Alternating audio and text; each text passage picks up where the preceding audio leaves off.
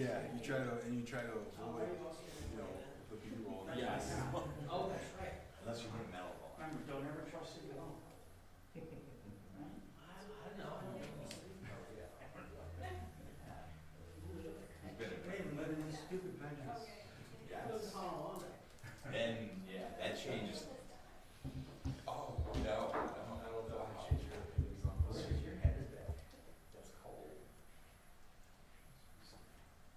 Alright, so you gotta do this. Pop the code in. Hey, Jake, Mhm. me for a second. Wow. What's that? I was getting crackling for a second. Oh, wait, talk? Or- No, I heard you. Oh, okay. You're all good. I'm like, what should I do?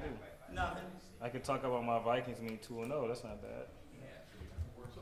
Yeah, this is Sam Darnold resurrection. I'm like, okay. I'm like, let's do Not it. expecting any of that. I know.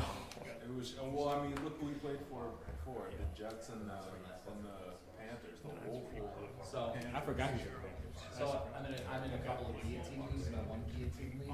I waited to get quarterback until the very end, but it wasn't by choice. It was one of those just like, oh crap. It's just how it this is happened. good. Yeah. And I got to like the second to last round. I'm like, Sam Darnold. I guess he's better than Deshaun Watson. I was like, I cannot believe Deshaun I picked Watson. him, and my team is the highest scoring team for the last 2 weeks. Oh, nice. There you go. What is a guillotine league? Guillotine is essentially the goal of every week is not to finish last. If you finish last, you're chopped for the year. Oh, that's pretty dope. Yeah. And Like, then like, all- like least points. Yes. Okay. Yeah, weekly. It's not like a cumulative. So it's weekly. per week. So if you finish with So how many teams is it? my league is 20. So we have 2 weeks that are double elimination weeks. Wow. So then by the Super Bowl, basically, it's one team left, kind of. Well, by week 17. Oh, by the player, yeah, just like regular fantasy football, yeah. So okay, I kind of like that. Yeah, it's a fun league. I've never heard of that. I did one with Jeremy White for my coworker. Oh at yeah, GR. Jimmy White, And then yeah. I started one myself for my family, and so we're doing that. So how many teams do you need for it to work out? 17, 18? 18. So there's one man standing. Yeah, essentially at the end, yeah. That's what you think of? Is that? Mm. Never I like that. possible. That's it.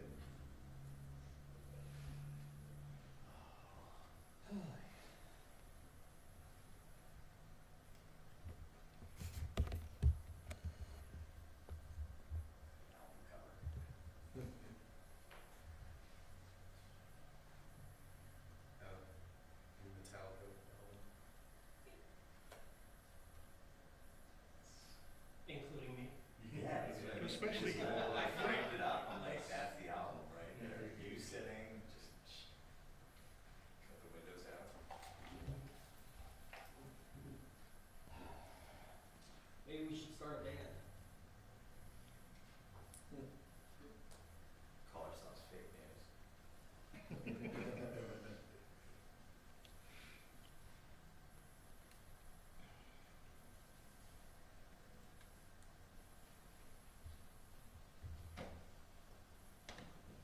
On this day in 2018, Vontae Davis Oh, that's retired famous at halftime.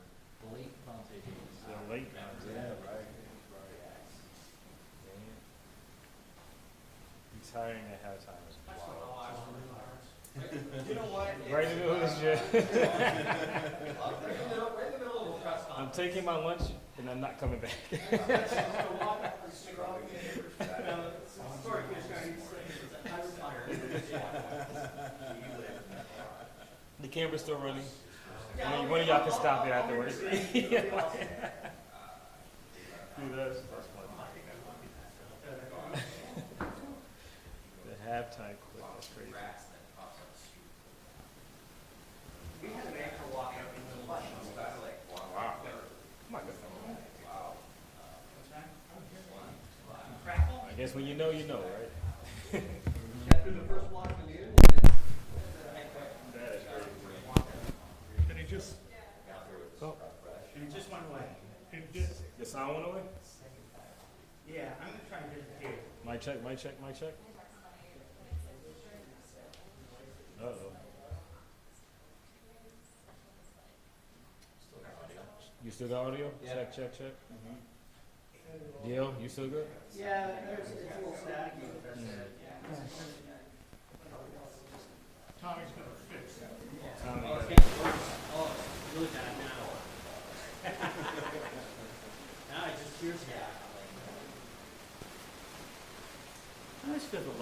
for you guys. Now it just sounds like mine. That's okay, he didn't hear that. Oh, now it's gone completely. There you go. Better? Well, no one's at the mic, Oh, so. check. 1, 2, 3, 4, 5. How do we sound? That sounds much cleaner. Solid. Very good. Thank you, Tom. Thanks, Tom. Sound That's solid. what I'm here for. Thanks, Tom. No, thank you, Tom. Well, thank you, thank you. Thank you.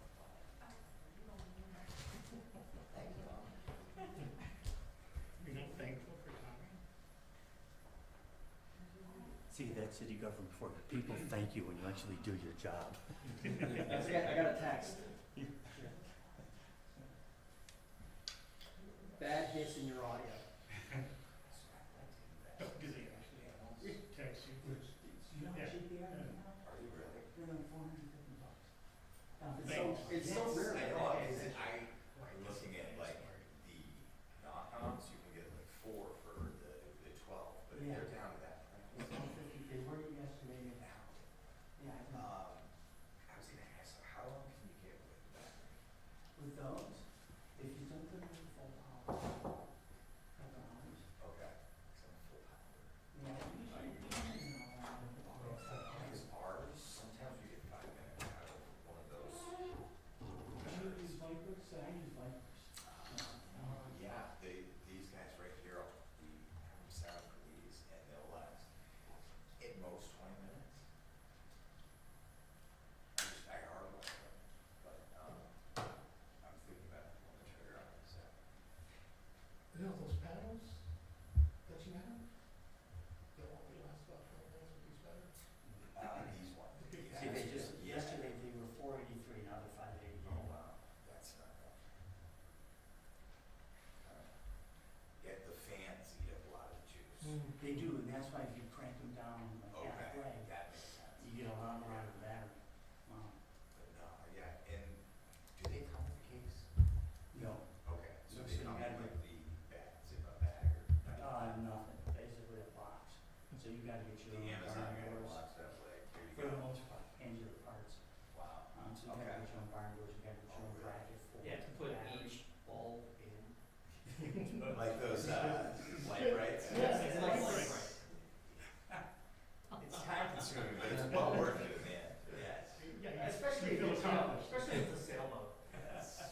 Daytime colors, you gotta take them all out, pull this in. Yes. Alright, no, that's a great price though. Yeah. Even if I could pull the trigger on one, but you almost need a pair. You do, you do.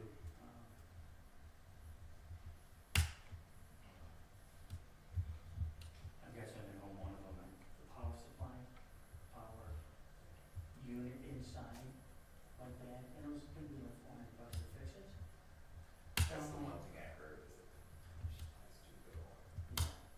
Yeah, I thought I'll just I'll just buy another one. Yeah. How long did you get? Well, they seem to be better, these were on the older ones, the newer ones I see they have the same problem. There's this food concern stuff go out Cleveland, and he was saying the only issue he was having was the power supply. And you can buy it in London, but, you know, because now the reason these are free basically is because, again, all these ones that are all weather resistant. Oh, okay, really? Yeah, That's nice.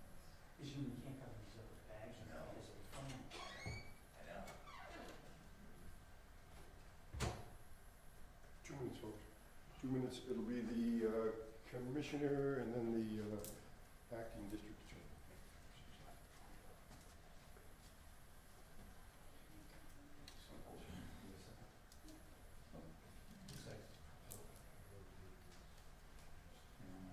That's okay, at least I'm small, this one's 5. Is this some, Yeah, yours? that's mine, it's mine. Yours, okay.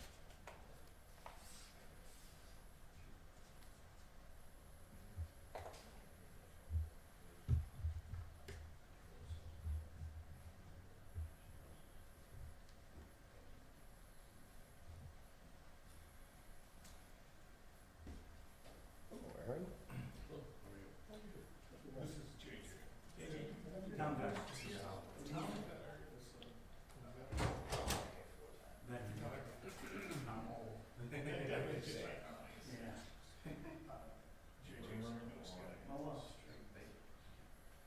He works for the city, so, something with the city goes up. Gotcha. He used to have a real job. Yeah. No, no, I'm Can't, they can't do a census. Nice. Yeah, they went through, everything's becoming very complicated, so. You from here? Yeah, I live up in Lewiston. All right, great.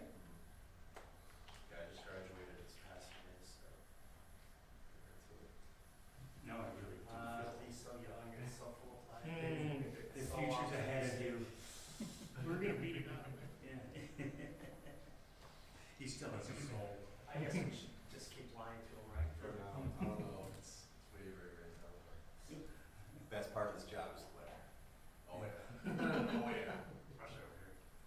Wait, The best part of this job is, generally speaking, our news assignment, news editors, news assignment editors. Oh, they're so tired. They're the best. Pay was a gift. the pay you Yeah, have to The lack of raises is like. Don't scare him off yet. Scott's been through enough, we can't, yeah.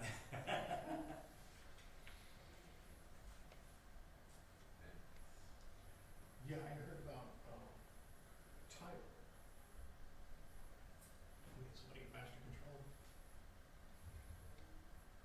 Oh, Tyler, the master control guy, that was his name?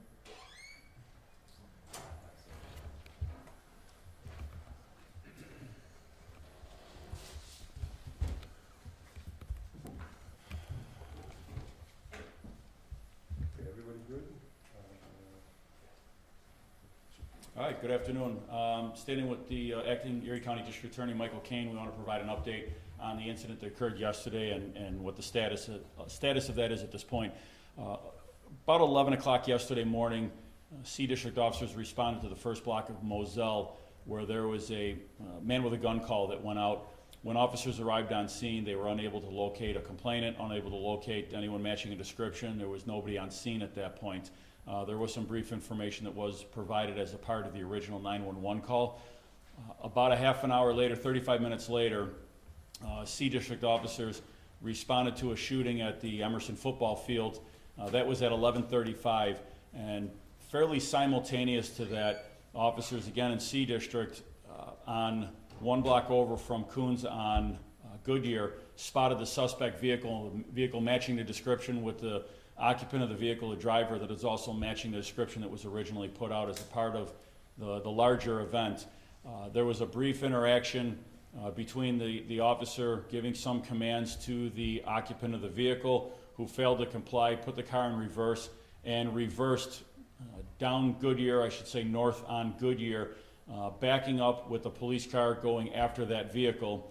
That suspect vehicle crashed into a street sign at the corner of Sycamore and Genesee, at Goodyear and Sycamore. Crashed into a sign, came to a rest. It was a pretty decent amount of damage to the rear of the car, and it went off into the grass, which appears to have prevented the vehicle from driving any further.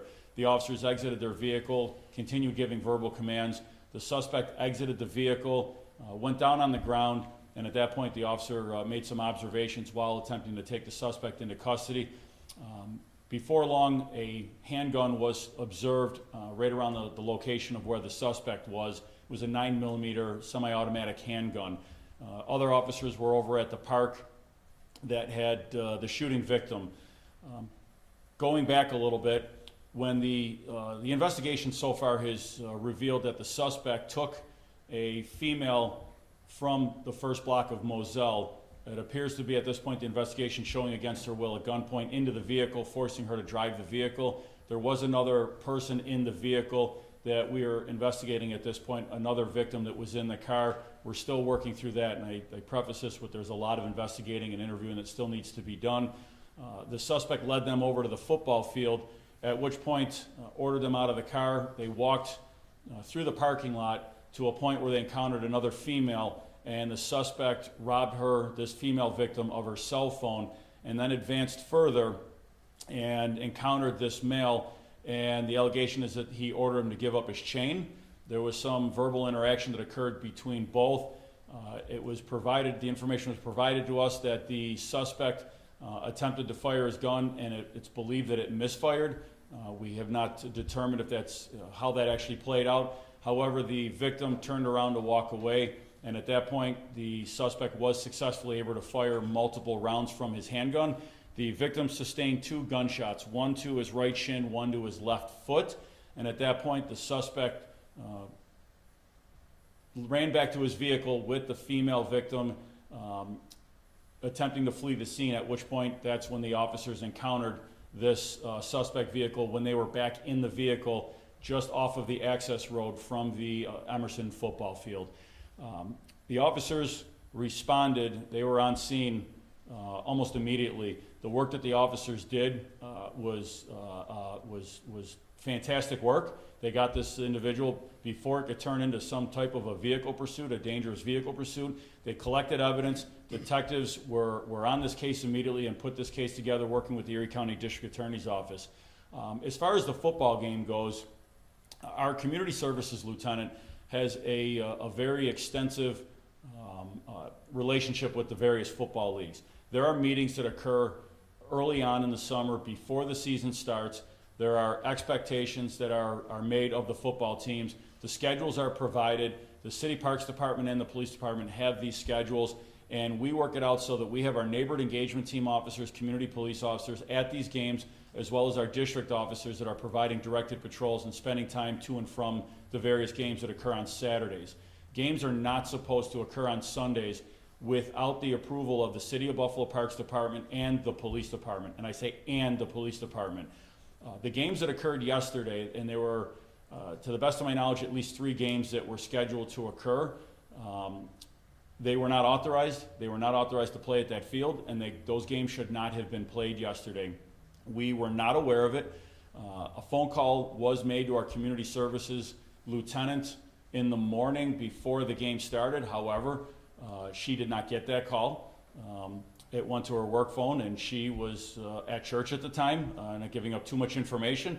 The point being is that you can't call an hour and a half before a game starts when without making these arrangements. So it may be said that an attempt to make a call to get these games in was made, but that's just not sufficient enough. Based on what happened yesterday and the fact that these games occurred without approval of the City Parks Department and approval of the Police Department, our community services lieutenant has ordered in the football league. They are coming in for a meeting this evening. Those logistics are being worked out, but another meeting is going to occur, and there are meetings that regularly occur, so that will be held again tonight to go over the scheduling, the rules, and to make sure that whatever is being done, supposed to be done, is being done. Part of the football league, they also have field marshals that handle security. Those field marshals do receive instructions from our police department on what they're supposed to do, what they're not supposed to do, when they should call police, and as I said, we do provide an extensive amount of presence. We may not be at the entire game and all of the games, but we certainly provide a lot of presence to and from. If there's a particular game that might be a big rivalry game, or we get intelligence there might be something of concern, then we will certainly have our officers there for the entirety of that game. With that, as far as getting into the defendant, the information and the charges and what happened, I'm going to turn this over to the Erie County District Attorney, Michael Kane. Thank you, Commissioner. So 29-year-old Rashaan Mallory was arrested yesterday, as just mentioned by the, laid out by the Commissioner. He was arraigned this morning in Buffalo City Court, and he's been charged with a number of crimes. These are allegations at this point, and of course he is presumed innocent at this time. Mr. Mallory was arraigned before Judge Phillips on the first incident that happened about half an hour before on, that happened on Moselle Street around 11 o'clock in the morning, when he kidnapped the young woman that the Commissioner described. He's been charged with robbery in the first degree for taking her phone under force, and kidnapping in the second degree, along with criminal possession of a weapon in the second degree, that is possession of a gun, a loaded firearm that we believe was used shortly thereafter at the football game. The robbery and the kidnapping first are the most serious charges. Those are B, violent felonies in New York State, and carry with it penalties up to as much as 25 years in prison. The criminal possession of a weapon in the second degree is a C felony and carries with it incarceration of as much as 15 years in state prison. Those are the three most serious counts related to the first incident that happened yesterday, late morning. The second incident that the commissioner described that happened over at the football field, the allegations for which he was arraigned this morning include attempted murder in the second degree, assault in the first degree, and robbery in the first degree. Those are all B violent felonies, and again carry with it sentences of as much as 25 years in state prison. He was also charged with attempted robbery in the first degree and a criminal possession of a weapon in the third degree, which is the possession of the weapon because it included a large capacity magazine.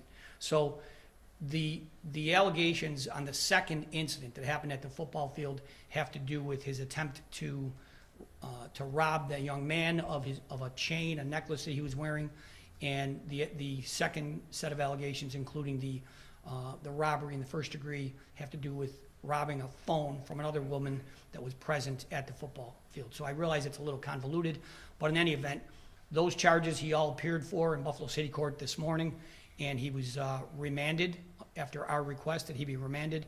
He is returning in Buffalo City Court before Judge Phillips on this Friday, September 20th at 9:30 in the morning, where we're scheduled to run a felony hearing. And we have also been in touch with the parole department, and we understand that a parole detainer is now going to be lodged. So we plan on being back in court, in Buffalo City Court, on Friday morning to address these charges and pursue. As the commissioner indicated, there is a lot of investigation that remains to be done with respect to the two different incidents that happened yesterday, and we're going to continue to work with our partners in the Buffalo Police Department. I commend the Buffalo Police Department and the officers for their prompt action. This, of course, as the commissioner said, this young man tried to flee. I'm reminded to say again that these are allegations at this point, and again, Mr. Mallory is presumed innocent at this time, but if he was able to leave that football field, this could have been a much worse situation, but luckily he was stopped, and he's been in custody since yesterday early afternoon. So that concludes my remarks. If there's any questions for me or the commissioner, we'll take them now. Can you tell us if this was a targeted attack or if it seems a random one? That's still part of the investigation, so work has not stopped since yesterday. Detectives were back out canvassing today. There's a lot of interviews, so I can't answer that question at this point. And as far as the football game is concerned, you said it was a league game. Can you clarify the age of players? This was an 11U football game. There was another game that was scheduled after that, and then another league I was told is supposed to be playing after that game, but we stopped any games once this occurred, we shut down the games. How close to the field was the robbery and shooting? Behind the bleachers, so it was not on the field, next to the field. It was not a part of the game. The victims were not over on the sidelines. It was close enough to the field. Obviously, there's video going around. I saw it myself, and this can't happen. This shouldn't happen. And now we have these kids, and it's heartbreaking to see that these kids that are out there trying to play a football game and doing something constructive, and now to have that fear and the trauma that they went through. And that's part of the reason of the meeting that our community services lieutenant is having with the coaches in the league to lay out again the expectations of what the rules are, what the rules have been laid out, but also to provide some trauma-informed care and some resources, and to make sure that that they know that there are some resources that we connect our kids with. So it's a very traumatic incident. Do we have an update on the victim who was shot? Should be released today. Okay, looks like he's going to be released today. So fortunately, non-life-threatening. Did the victims know Mr. Mallory in any way? I don't know that information. I can't affirmatively speak to that right now. I think the evidence remains that they don't. It's part of the normal course of the investigation. We're always looking into every aspect. We have to turn over every stone, and our detectives have been doing that. And so she was driving the car? On the way to the game, she was driving to the football field. The allegation is obviously under duress. She was placed in the driver's seat. He got in the driver's seat after the shooting occurred. He was the one that was behind the wheel of the vehicle at the time he was attempting to flee from the officers. A few more questions? Was there anybody else in the car when he tried to flee? There was one other occupant, the female, in the car. We're hearing that Mallory has a history with law enforcement. Are you able to comment anything about that? I'm not going to get into. He's on parole. We do know that, so I'm not going to get into all of the the history of this. I'm sure you'll be able to ascertain that through court records. Anyone else? Just one more. The football league is meeting tonight with who? Our community services lieutenant, a district captain where it occurred, the C district district captain. Is this the same league in the same field where Norrisville Aldridge was shot 5 years ago? It is the same field, but it is not the same team. He was a coach of the Ducks.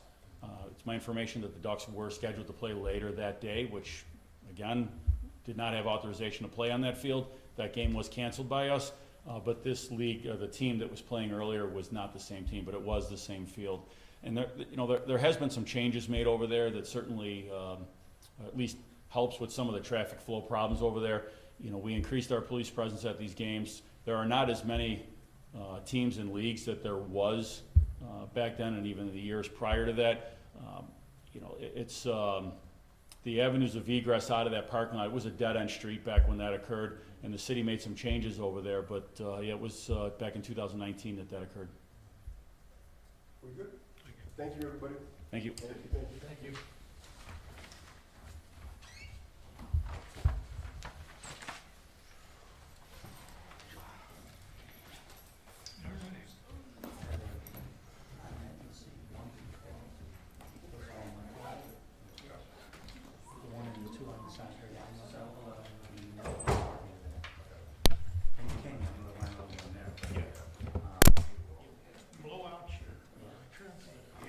But if you're hearing nothing but static,